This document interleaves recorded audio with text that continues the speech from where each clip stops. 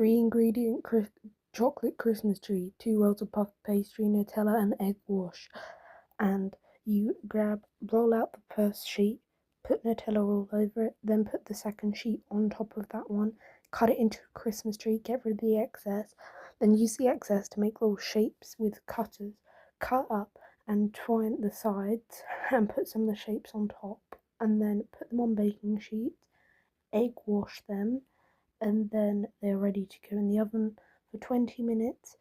If you have a non-fan oven, 180 degrees C and 160 if you have a fan oven. And then that's what they look like, 20